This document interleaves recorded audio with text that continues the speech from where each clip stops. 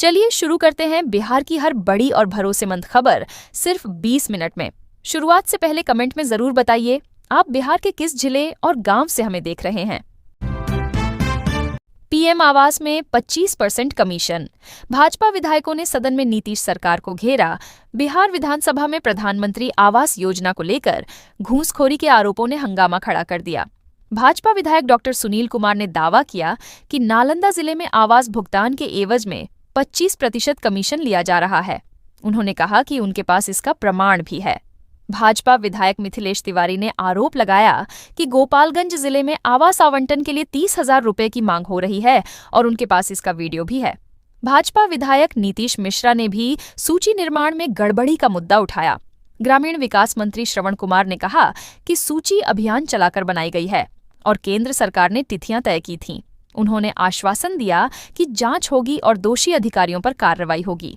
साथ ही उन्होंने विधायकों से कहा कि जांच के दौरान वे स्वयं भी मौजूद रहें।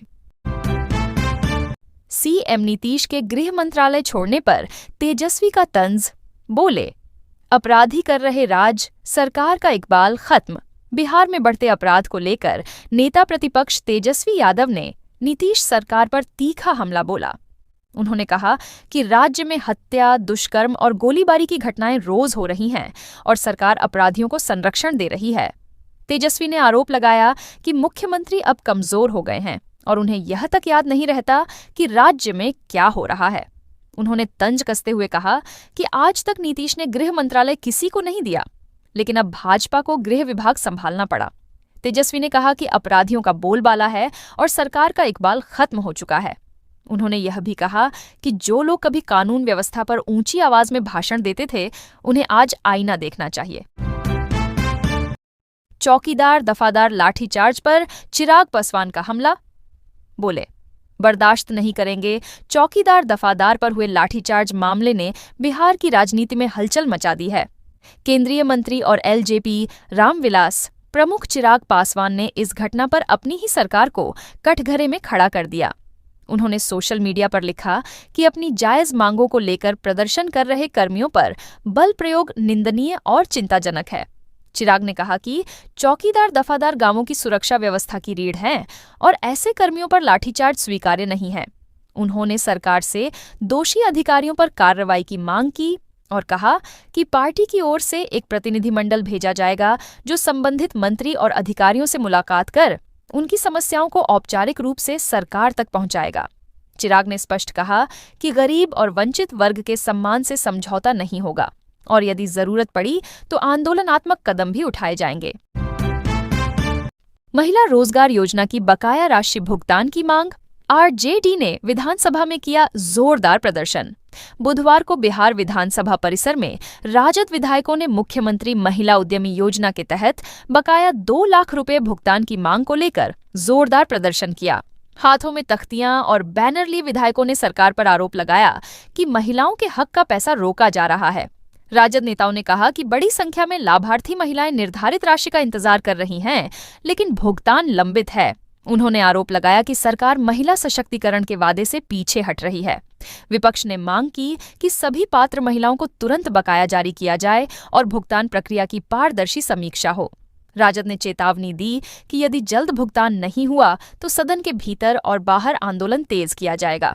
सरकार ने विपक्ष के आरोपों को राजनीतिक करार देते हुए कहा कि भुगतान प्रक्रिया नियमों के तहत पात्रता सत्यापन के बाद ही होती है। पटना के पास नकली दवा फैक्ट्री का भंडाफोड़, एएनटीएफ की बड़ी कार्रवाई। 9 गिरफ्तार। पटना के नजदीक anti narcotics task force ANTF ने नकली दवा फैक्ट्री का भंडाफोड़ किया। गुप्त सूचना पर की गई छापेमारी में भारी मात्रा में संदिग्ध दवाएं बरामद हुईं, जिनमें कोडीन युक्त कफ सिरप और अन्य ओपियोइड्स शामिल थे। मशीनें, पैकिंग सामग्री और लेबलिंग उपकरण भी मिले। आरोपी एक्सपायर्ड दवाओं को नए रैपर में पैक कर बाजार में सप्लाई करते थे। अब तक 9 लोगों को गिरफ्तार किया गया है और सप्लाई चेन की जांच जारी है। संभावना है कि दवाएं बिहार से बाहर भी भेजी जाती थीं। प्रशासन ने कहा कि नकली दवाओं का कारोबार बर्दाश्त नहीं किया जाएगा और यह कार्रवाई जीरो टॉलरेंस नीति का हिस्सा है। जब्त दवाओं को लैब जांच के लिए भेजा गया है और आरोपियों पर नारकोटिक्स व ड्रग्स एक्ट के तहत केस दर्ज होगा। विशेषज्ञों ने चेतावनी दी है कि ओपियोइड्स का दुरुपयोग नशे की लत बढ़ा सकता है। पटना लखीसराय को मिलेगा नया रेल संपर्क। सम्राट चौधरी ने पीएम का जताया आभार। बिहार को रेलवे विकास की बड़ी सौगात मिली है। पुनारख और किऊल के बीच तीसरी और चौथी रेल लाइन निर्माण परियोजना को मंजूरी मिल गई है। मुख्यमंत्री सम्राट चौधरी ने प्रधानमंत्री नरेंद्र मोदी और रेल मंत्री अश्विनी वैष्णव का आभार जताते हुए इसे ऐतिहासिक कदम बताया। 2668 करोड़ रुपए की लागत से बनने वाली यह परियोजना 3 वर्षों में पूरी होगी और पटना लखीसराय को नया रेल संपर्क मिलेगा। इससे यात्रियों को सुविधा, ट्रेनों की समय पालन क्षमता और व्यापार शिक्षा के अवसर बढ़ेंगे। यह खंड कोलकाता प्रयागराज मुख्य रेल कॉरिडोर का हिस्सा है, जो पूर्वी भारत की अर्थव्यवस्था की लाइफलाइन माना जाता है। वर्तमान में यहाँ केवल 2 लाइनें हैं, जिससे ट्रेनों की क्रॉसिंग और भीड़ के कारण देरी होती है। नई तीसरी चौथी लाइन से क्षमता में भारी वृद्धि होगी। चौधरी ने कहा कि बिहार में रेलवे विकास के लिए 10,000 करोड़ से अधिक का बजट आवंटन हुआ है और राज्य में 14 वंदे भारत व 21 अमृत भारत ट्रेनों का संचालन हो रहा है। लैंड फॉर जॉब केस में आज अहम दिन। राउज एवेन्यू कोर्ट में सुनवाई। लालू राबड़ी दिल्ली में दिल्ली की राउज एवेन्यू कोर्ट में आज लैंड फॉर जॉब मामले की अहम सुनवाई हुई। राजद सुप्रीमो लालू प्रसाद यादव और पूर्व मुख्यमंत्री राबड़ी देवी पटना से दिल्ली पहुंचे। लालू यादव ने आरोपों को सिरे से खारिज करते हुए ट्रायल का सामना करने की बात कही, जबकि राबड़ी देवी ने भी कानूनी लड़ाई के लिए तैयार रहने का ऐलान किया। कोर्ट ने आरोप तय करने की प्रक्रिया पर बहस की और कहा कि प्रथम दृष्टया गंभीर आरोप बनते हैं, हालांकि दोष सिद्ध होना अभी बाकी है। सीबीआई ने 103 आरोपियों के खिलाफ चार्जशीट दाखिल की है। आरोप है कि 2004 से 2009 के बीच रेलवे में नौकरी के बदले जमीन ली गई और परिवार व कंपनी के नाम ट्रांसफर की गई। मामला राजनीतिक रूप से भी बेहद अहम माना जा रहा है। पटना सहित 15 जिलों का गिरा तापमान। आईएमडी ने बताया, कब बदलेगा मौसम का मिजाज। बिहार में पछुआ हवा के कारण मौसम शुष्क बना हुआ है। सुबह शाम हल्की ठंड और दिन में धूप से हल्की गर्मी का एहसास हो रहा है। मंगलवार को पटना सहित 15 जिलों में अधिकतम तापमान में गिरावट दर्ज की गई। राजधानी का अधिकतम तापमान 28.9 डिग्री सेल्सियस रहा, जबकि कैमूर में 31.8 डिग्री सेल्सियस दर्ज हुआ। न्यूनतम तापमान सिवान के जीरादेई में 13.1 डिग्री सेल्सियस रहा। मौसम विभाग ने बताया कि इस सप्ताह तक तापमान में खास बदलाव नहीं होगा। 2 मार्च के आसपास पश्चिमी हिमालय क्षेत्रों में पश्चिमी विक्षोभ सक्रिय होने की संभावना है, जिससे बिहार के कई हिस्सों में आंशिक रूप से बादल छा सकते हैं। अपहरण कर मांगी थी 30 लाख की फिरौती। पटना पुलिस ने 4 घंटे में छुड़ाया। 5 गिरफ्तार। दानापुर पुलिस ने सोमवार देर शाम हुई अपहरण की घटना में त्वरित कार्रवाई करते हुए 4 घंटे के भीतर अपहृत युवक को सकुशल बरामद कर लिया। शंकर प्रसाद के पुत्र सन्नी कुमार का अपहरण कर 30 लाख रुपए की फिरौती मांगी गई थी। सूचना मिलते ही नगर पुलिस अधीक्षक पश्चिमी के निर्देश पर एसआईटी गठित की गई। तकनीकी अनुसंधान के आधार पर पुलिस ने सन्नी को रूप्सपुर नहर रोड से बरामद किया। इस मामले में 5 आरोपियों को गिरफ्तार किया गया है, जिनमें 2 निजी विश्वविद्यालय के छात्र भी शामिल हैं। पुलिस ने 1 कार, 1 बाइक, 3 मोबाइल फोन और 2 फर्जी नंबर प्लेट बरामद की हैं। अपहर्ताओं ने सन्नी को लेखानगर इलाके में रखा था और वहीं से उसे ले जाया जा रहा था। पुलिस अब पूरे नेटवर्क की जांच कर रही है। लाठी गोली की सरकार नहीं चलेगी। नारों पर भड़के सीएम नीतीश बोले, सरकार सब दिन रहेगी। विधानसभा में मंगलवार को विपक्ष ने चौकीदार दफादार संघ पर हुए लाठीचार्ज को लेकर सरकार के खिलाफ जोरदार नारेबाजी की। विपक्षी सदस्य वेल में आकर लाठी गोली की सरकार नहीं चलेगी के नारे लगा रहे थे।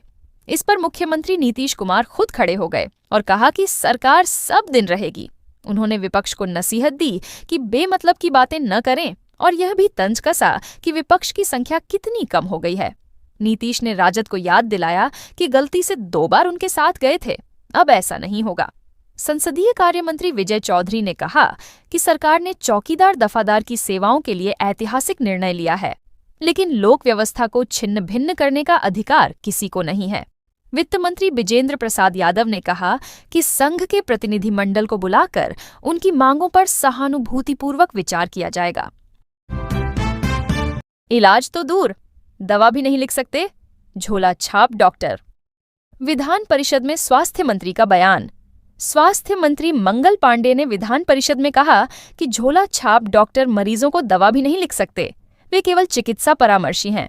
उन्होंने कहा कि ऑपरेशन या सर्जरी तो बहुत दूर की बात है, इलाज करने का अधिकार उन्हें नहीं है। विभागीय स्तर पर सख्त निगरानी की जा रही है और राज्य भर में 33,000 चिकित्सा परामर्शियों को प्रशिक्षण दिया गया है। मंत्री ने बताया कि सरकारी स्वास्थ्य केंद्रों में आयुर्वेद, यूनानी और होम्योपैथिक चिकित्सकों की नियुक्ति की गई है। दवाओं की खरीद अब BMSICL के माध्यम से होगी। उन्होंने यह भी कहा कि वर्ष 2030 तक बिहार को टीबी मुक्त बनाने का लक्ष्य है।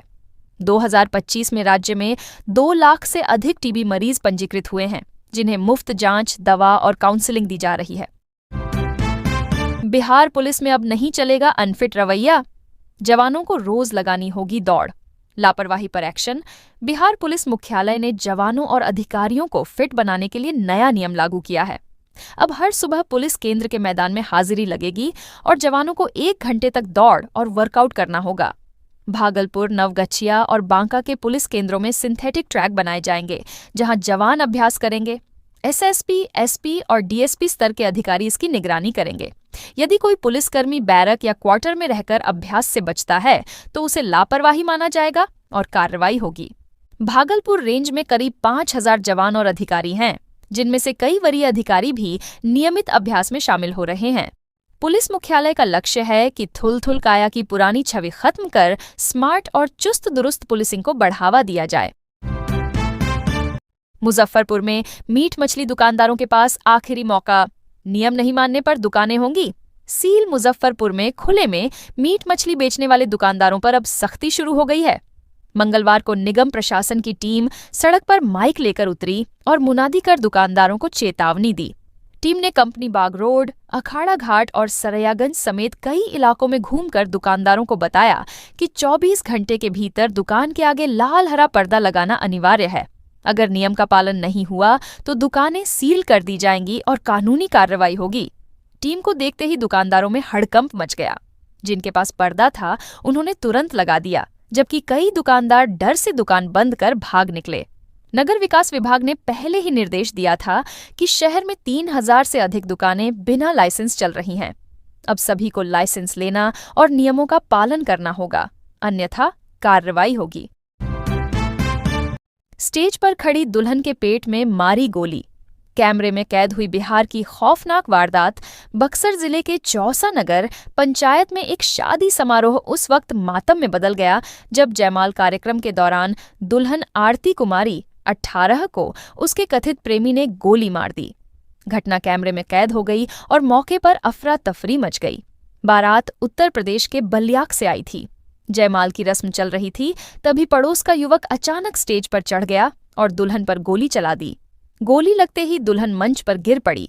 परिजनों ने तुरंत उसे सदर अस्पताल पहुंचाया, जहां से गंभीर हालत में वाराणसी रेफर कर दिया गया। बताया जा रहा है कि मामला प्रेम प्रसंग से जुड़ा है और आरोपी युवक दुल्हन का पड़ोसी है। घटना की सूचना मिलते ही पुलिस मौके पर पहुंची और छानबीन शुरू की। आरोपी की गिरफ्तारी के लिए लगातार छापेमारी की जा रही है। पुलिस ने कहा है कि आरोपी को जल्द ही गिरफ्तार कर लिया जाएगा। दिल्ली राजस्थान से चलता था साइबर ठगी गिरोह। आरा के डॉक्टर से 19 लाख ठगने वाला मास्टरमाइंड गिरफ्तार।